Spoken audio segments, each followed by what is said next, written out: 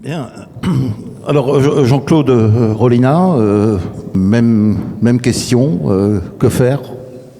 Alors, je n'apporterai pas de réponse. Je souhaiterais revenir sur l'un des chapitres qu'a abordé Karl tout à l'heure et qui est une question, à mes yeux, fondamentale.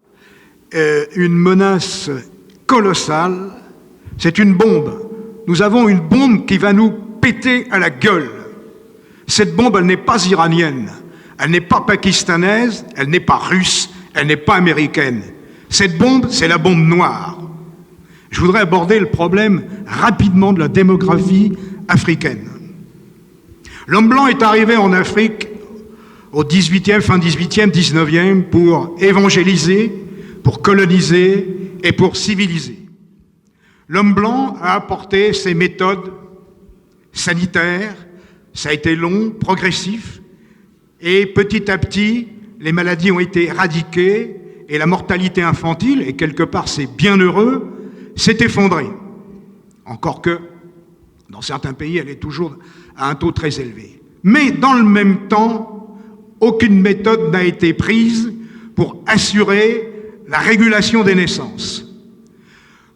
Un exemple, je souhaite que pour les personnes qui ne sont pas tout à fait convaincues, qu'elles prennent conscience de ce drame qui nous pend au nez, parce que le trop-plein se déverse massivement chez nous.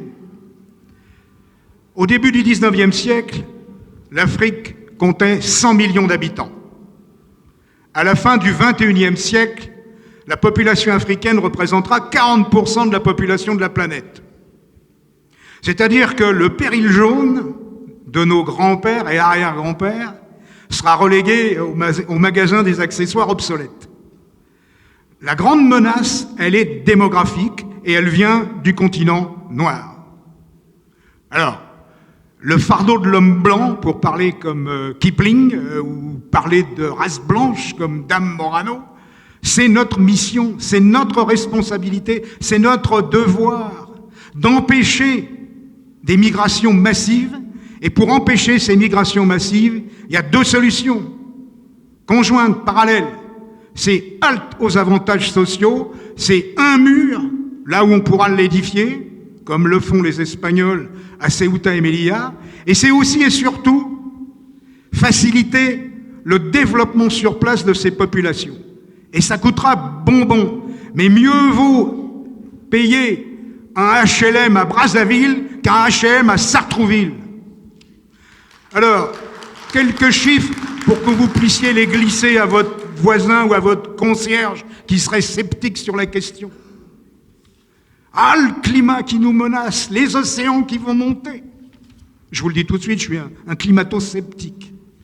Mais on verra, la planète a bougé au cours des siècles passés, il y a eu des réchauffements. Pourquoi le Groenland s'appelle Groenland? Parce qu'au 9e ou au 10e siècle, les Vikings, ils pouvaient cultiver des patates. Enfin, je schématise.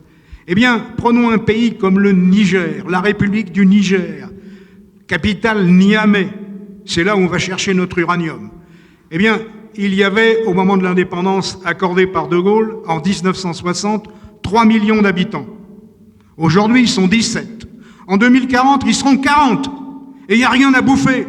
C'est un désert. Vous aviez la Rhodésie, qui s'appelle maintenant le Zimbabwe. Eh bien, la Rhodésie, à l'époque des colons blancs, qui effectivement avaient tiré les ficelles et conservé le pouvoir politique exclusivement pour eux, ce pays était en passe de devenir un pays développé, moderne. Monsieur Mugabe, qui a pris le pouvoir, a envoyé ça aux oubliettes du passé. Aujourd'hui, pour acheter un paquet de cigarettes, il faut une brouette avec des millions de dollars zimbabwéens dedans. Et l'Afrique du Sud, de ces vilains blancs, de ces racistes de l'apartheid, qui assuraient un niveau de vie largement supérieur à ces Noirs à tous les autres pays d'Afrique. J'en parle en connaissance de cause, j'y ai mis les pieds 2 fois. Une fois pendant la période de l'apartheid et une fois pendant la période post-apartheid. Eh bien, ce que les Blancs avaient fait, dans leur intérêt, bien entendu, mais quand les Blancs étaient heureux, qu'ils travaillaient et que leur business marchait, c'est toutes les communautés noires qui en profitaient. Aujourd'hui, nous avons un pays qui, l'Afrique du Sud, connaît un taux de criminalité record, pire qu'au Brésil, c'est peu dire, avec un chômage énorme, tant pour les Blancs que pour les Noirs. Il y a 400 000 Blancs qui sont quasiment à la soupe populaire. Et vous avez toute une kleptocratie d'Africains, 10% de la population, qui vit fort bien, roule le derrière dans des Mercedes, etc., et qui se moque pas mal du sort de ces coreligionnaires qui continuent à croupir dans des townships, dans des bidonvilles. Bon, cette Afrique-là, elle est dans une situation dramatique. On a beau nous bassiner les beaux news magazines en couleur, on beau dire que l'Afrique est promise à un avenir radieux parce qu'elle est riche, etc., etc. Oui, elle est riche, mais elle est mal développée et une clique de profiteurs, car le népotisme est une chose bien répandue, la corruption, j'en parle pas. Tout cela ne va pas dans le bon sens et n'est pas très favorable à l'avenir de notre continent, à nous, Européens, car toutes ces masses de miséreux n'ont qu'une idée en tête, grâce à Internet, grâce à la télévision, toutes choses qui n'existaient pas à l'époque des bons pères blancs. Ces gens-là voient comment nous vivons, et ils pensent qu'en arrivant ici, ils auront la même chose. Partout en Europe, nous avons des colonies de Noirs qui viennent en espérant trouver un monde meilleur. Alors vous les retrouvez autour de la Tour Eiffel en train de vendre leur bain-blotterie. Vous les voyez à Rome, comme je les ai vus, moi aussi, à vendre des bricoles ou des parapluies. En général, il pleut assez rarement à Rome, mais ça fait rien. Voilà la situation. La situation, elle est dramatique. C'est la situation de la démographie de ce continent. Et moi, je souhaiterais personnellement que tout le monde en prenne conscience que c'est la menace number one. C'est la grosse menace démographique pour nos pays. Alors je n'ai pas la solution, mais je pense que la régulation de l'immigration, stop, comme le disent les Australiens, no way, il faut faire savoir en Afrique qu'il n'y a pas d'avenir pour les Africains en Europe, que l'avenir des Africains est en Afrique. Et c'est à nous, pays européens, de contribuer financièrement, oui, il faut le faire, pour faciliter le maintien de ces populations sur place et leur assurer un développement. J'ai un de mes amis qui est allé au Congo-Brazzaville et qui a essayé de monter, c'est un pays qui n'est pas musulman, il a essayé de monter une petite industrie dans le port. Et parce que c'est un pays où le climat permet beaucoup de facilité, bien qu'il fasse très très chaud. Eh bien, il s'est heurté à une administration pire que l'administration française, c'est pas peu dire, mais enfin, ils avaient de qui tenir. Et il n'a pas pu réussir à créer sa petite coopérative où les Noirs se seraient auto-alimentés, ils auraient élevé leurs porcs, ils les auraient vendus, etc., etc. Et évidemment, il avait avec lui amené des charcutiers de métier professionnels pour apprendre à des jeunes Congolais à travailler la viande. L'affaire a capoté. C'est bien dommage. C'est en multipliant des petites tentatives de cette sorte pour fixer les populations qu'on arriverait à fixer les populations. Et non pas des grosses sociétés qui viennent, qui exploitent, qui s'en mettent plein les fouilles et qui, une fois que les gisements ont été épuisés, rentrent chez elles. Voilà. Moi, mon message et ma crainte personnelle, avec les indices synthétiques de fécondité des différents pays africains que j'ai encore consultés hier, c'est affolant. Nous sommes à 1,8, pardonnez-moi mesdames, à 1,8 enfants par femme en France, et il faut tenir compte de la natalité des populations allogènes, bien entendu, qui entrent dans ce compte. Mais enfin, nous sommes mieux lotis que nos voisins. Mais en Afrique, c'est 6, 7 enfants par femme. Or, la solution, c'est pas, comme certains imbéciles me l'ont dit, eh ben oui, il en meurt, tant mieux. Non. Mieux vaut que les enfants ne meurent pas, mais qu'il en naisse moins. Je vous remercie.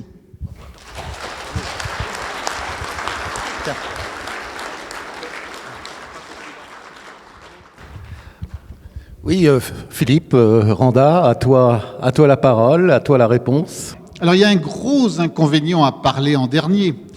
C'est pas d'apporter la réponse que faire, mais que dire d'autre après des orateurs qui ont longuement parlé et qui ont apporté beaucoup d'explications à la situation actuelle.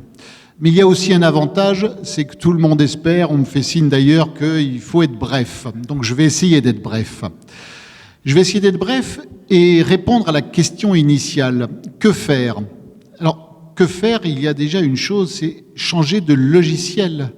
Le logiciel qui a été le nôtre, celui de la plupart des gens ici, des organisateurs, des militants, des gens qui depuis 30, 40 ans militent pour avertir nos compatriotes d'un avenir incertain, d'un avenir dangereux, d'un avenir catastrophique. Et évidemment, en premier lieu, celui de l'invasion migratoire qu'on a annoncé, Jean Raspail avec son livre Le Camp des Saints, et bien d'autres ont tenté d'avertir en disant le grand problème, parce que tous les autres découlent globalement de cette immigration, bien, ce logiciel était le bon, on avait raison, mais on n'a pas été entendu. Ce logiciel n'a pas fonctionné. Les gens ont nié, d'abord nos gouvernants ont nié qu'il y avait une immigration. L'immigration sauvage, je vous le rappelle, est interdite depuis 1974 en France. C'est ce qu'on nous a répété pendant 30, 40 ans et jusqu'à cette année. Et cette année, et pour cause, avec l'invasion migratoire qu'on a vue en Hongrie, venant de Syrie et autres, on ne peut plus nier que l'invasion, là, effectivement, ils sont là. Plus personne ne nie que la colonisation arrive. C'est 24 000 pendant l'été, mais les chiffres officiels annoncés par l'État allemand et les autres, c'est 1 million avant le 31 décembre 2015. C'est-à-dire 1 million de réfugiés, puisqu'on ne dit plus immigrés, vont arriver avant le 31 janvier. C'est annoncé. Donc ça ne sert à rien de prévenir nos compatriotes, de continuer de prévenir nos compatriotes.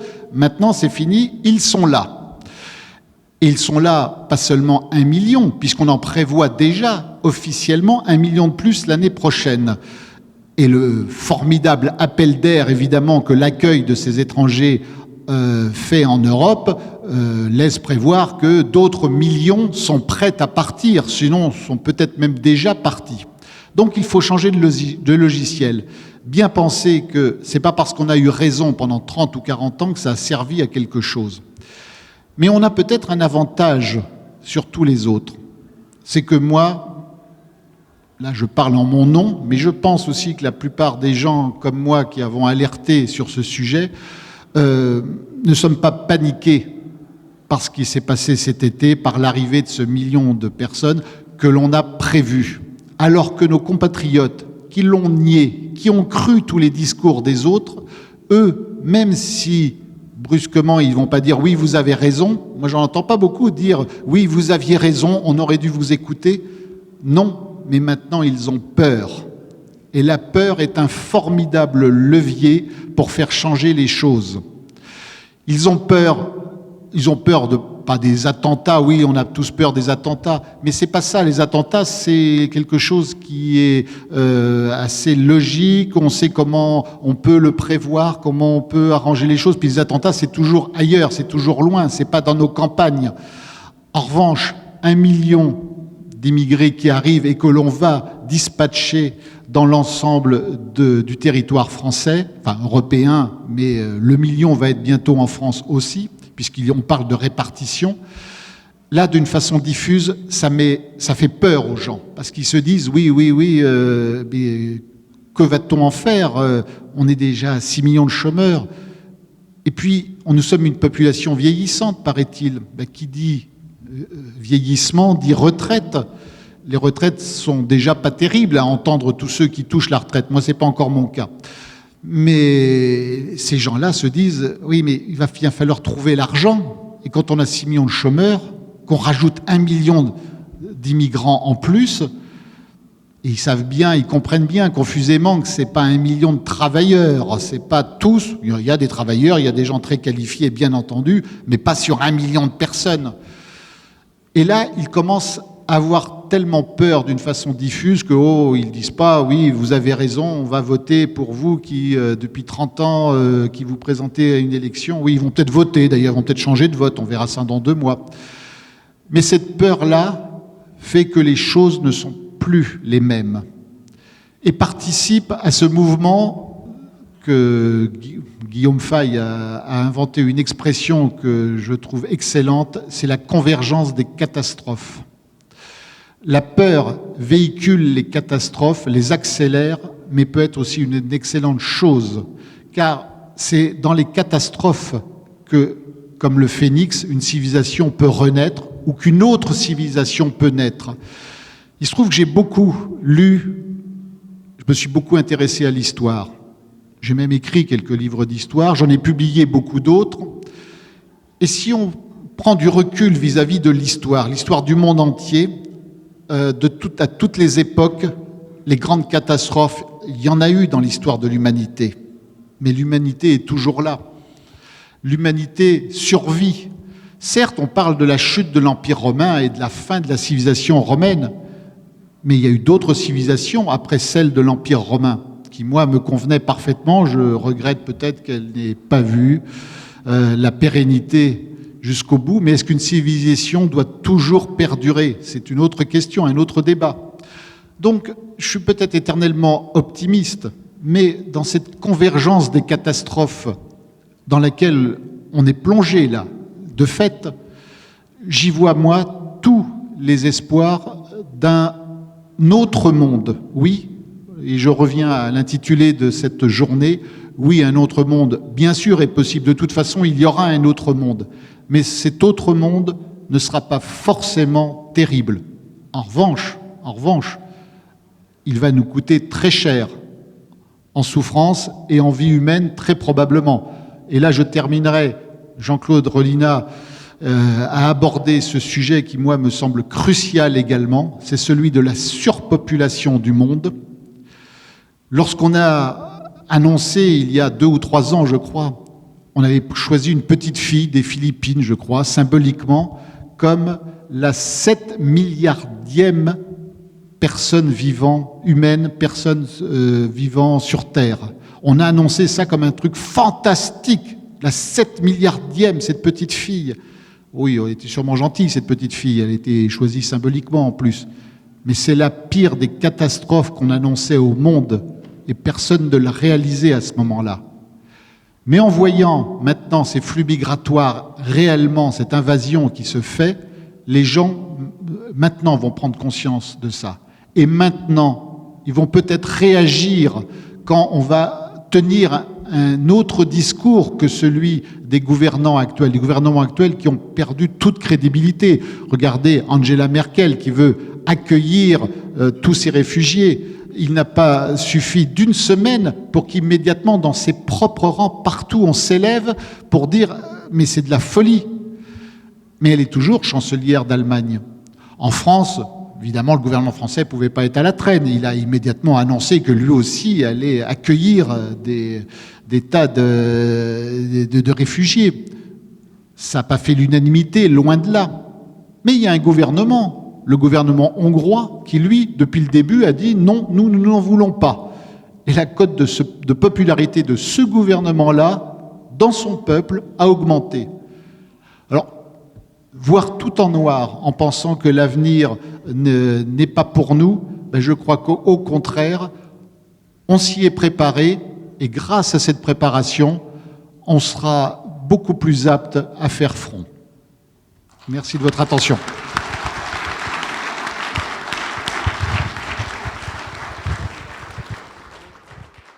Oui, alors, est-ce que la situation n'est pas quand même très, très tragique quand je constate que les élites de notre pays, élites politiques, élites intellectuelles, élites philosophiques, sont du côté de l'ennemi.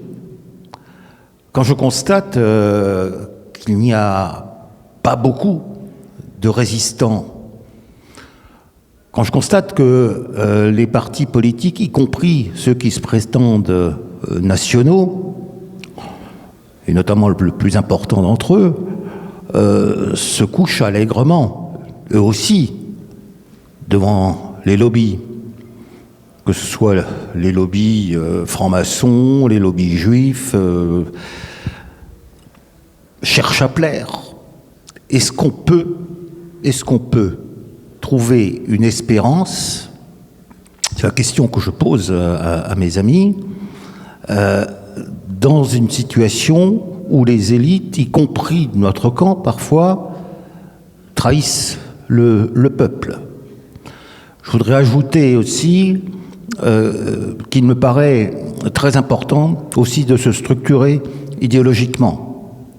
Il faut lire, il faut avoir des racines solides pour donner des fruits. Il faut se battre intellectuellement. Il faut lire, et évidemment, je vous demande de lire Rivarol, journal hebdomadaire dans lequel j'ai l'honneur de tenir une chronique. Je vous invite, il y a un stand Rivarol, rendez-vous sur le stand, abonnez-vous, soutenez notre journal qui en but évidemment, comme vous le savez, à de multiples attaques et des procès où on nous réclame des sommes tout à fait colossales. Alors, voilà, donc on va refaire un rapide tour de table. Karl, veux-tu dire ton sentiment ? Merci Robert. Rapidement, moi je pense que, je vais vous dire une banalité, l'histoire est faite par les hommes. Et au moment de l'effondrement de l'Union soviétique et du bloc de l'Est, certains intellectuels ou pseudo-intellectuels venaient nous expliquer que c'était la fin de l'histoire. Mais il n'y a pas de fin de l'histoire. L'histoire est faite en permanence par les peuples, par les hommes, à condition que ceux-ci aient envie d'agir sur leur destin, sur leur avenir, sur leur vie. Donc moi je crois qu'il est encore possible aujourd'hui d'organiser une résistance totale. Nous avons subi les internationalismes marxistes, libéraux, nous avons les menaces dont nous avons parlé tout à l'heure. Mais à partir du moment où il existe encore une conscience identitaire, une conscience nationale, un attachement à des valeurs, une conscience de l'attachement à un patrimoine, une histoire, un héritage. Il suffit à un peuple, s'il est encore majoritaire chez lui, ce qui est notre cas, d'avoir la volonté de s'organiser et d'agir. Nous ne sommes pas simplement ici pour analyser, nous l'avons fait tout à l'heure, pour réfléchir, nous sommes là pour l'action et l'engagement.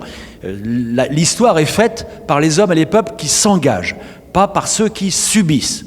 Donc le seul message que je souhaite vous faire passer, c'est de dire organisons-nous et organisons sous la forme qui nous paraît les uns et les autres la plus pertinente ou qui correspond le mieux à chacune de nos personnalités. Certains vont vouloir mener le combat intellectuel, c'est superbe. Certains vont vouloir mener la bataille culturelle, c'est magnifique. D'autres vont vouloir mener la bataille sur le terrain de l'économie, du social, et d'autres vont vouloir mener la bataille politique. La résistance, la réaction, la reconquête doit être totale autour de la notion de la communauté de valeurs et la communauté d'identité, la communauté nationale. Certains vous expliquent que la République efface toutes les communautés. Et qu'en est-il de la communauté nationale du peuple français, qui est le fondement même de l'héritage national, social et historique qui est le nôtre? D'autres vont vouloir organiser la riposte autour de leurs valeurs spirituelles. Il se trouve que la France est une terre et que l'Europe est une terre composée de différents héritages dont nous avons parlé tout à l'heure, mais porteuse aussi d'une longue mémoire spirituelle et religieuse. Alors quel que soit l'attachement des uns et des autres, il faudra rappeler que la France et l'Europe ne sont pas terres d'islam et que nous n'avons pas besoin de rentrer dans la querelle de savoir si telle ou telle organisation musulmane est plus ou moins radicale, plus ou moins révolutionnaire, plus ou moins politique. Il faut être clair, la France n'est pas terre d'islam, l'Europe n'est pas terre d'islam. Nous allons devoir nous défendre qui nous sommes, d'où nous venons, quelles sont nos valeurs. Et c'est au tour, malheureusement, il faut le dire, nous n'échapperons pas dans le système démocratique qui est celui d'aujourd'hui, nous n'échapperons pas au combat politique. Alors je sais que beaucoup ont des réticences à l'engagement politique, compte tenu du fait que les dés sont pipés, que tout est biaisé, que la démocratie de fait n'existe pas, puisque nous savons les uns les autres comment l'opinion est manipulée, qui contrôle le pouvoir culturel, qui contrôle le pouvoir médiatique. Bref, tout ceci, nous le savons, tout cela, nous le savons, mais nous devons combattre, nous devons nous engager. Et si, en effet, nous observons de manière rationnelle les rapports de force et la situation, eh bien, on peut se dire qu'a priori, tout est difficile. Mais je crois, mesdames et messieurs, que nous n'avons pas d'autre choix que l'engagement, que l'essence même de l'histoire d'un peuple, c'est l'action et c'est l'engagement. Nous avons, et j'en termine, puisque nous sommes un siècle après la grande guerre civile européenne, nous avons tous, peuples d'Europe, payé largement le prix des guerres internes à l'Europe, et en particulier celle de la Première Guerre mondiale, qui a été désastreuse et dont on peut considérer qu'elle a été le commencement du grand déclin de la France, en tous les cas en Europe et dans le monde.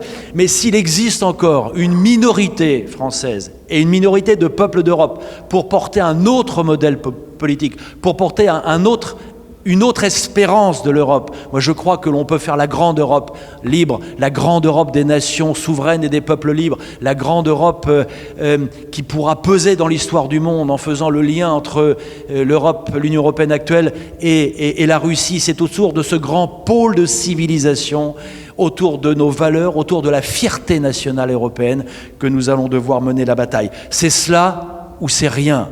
Et si nous menons cette bataille sur le terrain aussi politique, qui est un terrain essentiel, parce que malheureusement, d'une manière ou d'une autre, en démocratie, tout est politique, eh bien l'espoir restera possible pour demain. Merci.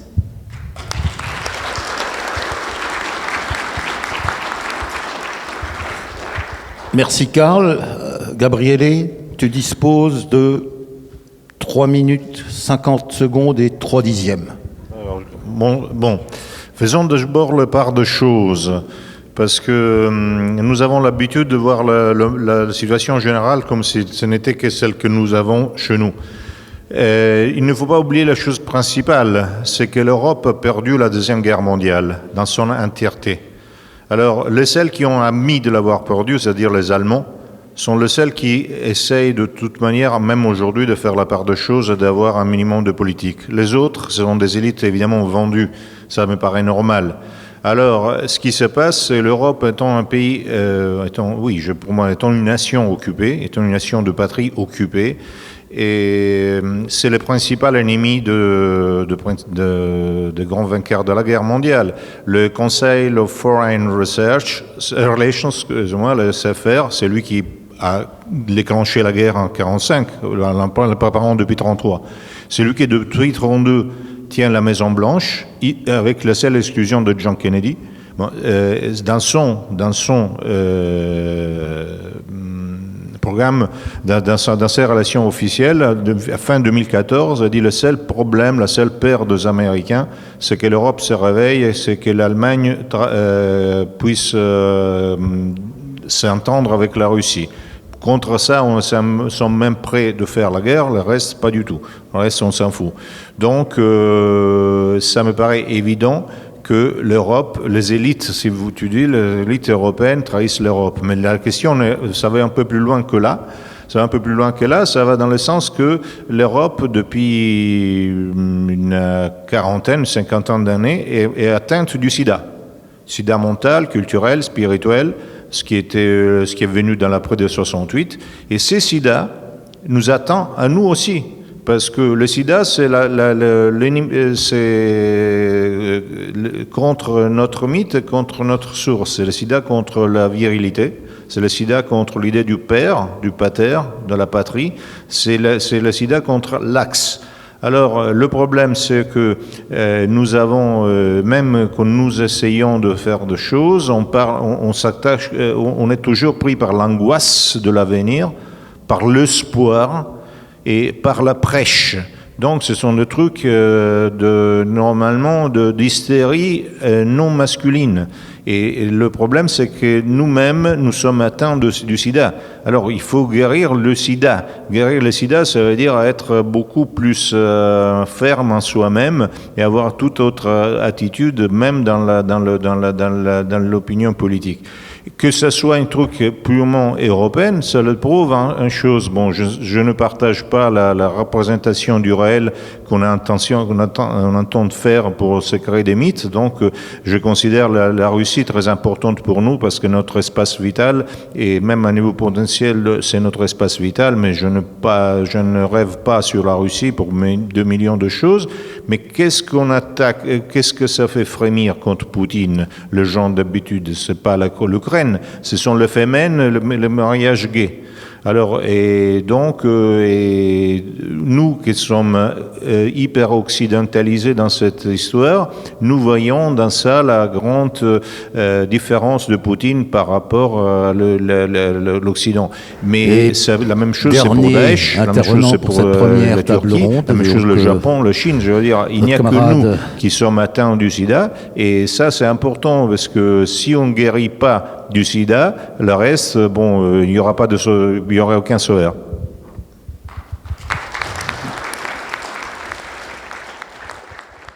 J'ai cru beaucoup de choses dans ma vie, je me suis beaucoup trompé, mais une erreur que j'ai faite il y a une trentaine d'années, quand je rencontrais Roland Elie, l'organisateur de cette journée, et qu'il m'entraînait sur cette voie, je me suis fait une douce frayeur en me laissant entraîner, il n'a pas beaucoup insisté. Je croyais à l'époque, j'avais une vingtaine d'années comme lui, que les choses allaient changer très vite. C'était là l'erreur. La France, le monde n'était pas prêt à changer. Finalement, quand je me replonge 30 ans en arrière, je m'aperçois que le monde a évolué, a changé, bien sûr. Pas tant que ça. Pas tant que ça jusqu'à cette année. Parce que, toujours la même chose, on niait l'évidence, on niait cette colonisation, cette déliquescence des mœurs, cette délinquance qui augmentait. Aujourd'hui, plus personne ne le nie. Et donc, c'est le moment où vraiment je suis convaincu, est-ce une erreur de plus? Je pense que non. C'est le moment où les choses vont bouger. Et donc, ce n'est pas maintenant que l'on doit se démobiliser. Ce n'est pas la peine d'avoir pensé et fait tout ce qu'on a fait pour se dire, finalement, ces personnes, on n'arrivera à rien. Non, c'est au moment, la bataille est lancée maintenant. C'est maintenant qu'il faut être mobilisé, plus qu'avant encore. Bravo. Bravo Philippe, sur cette note d'espoir.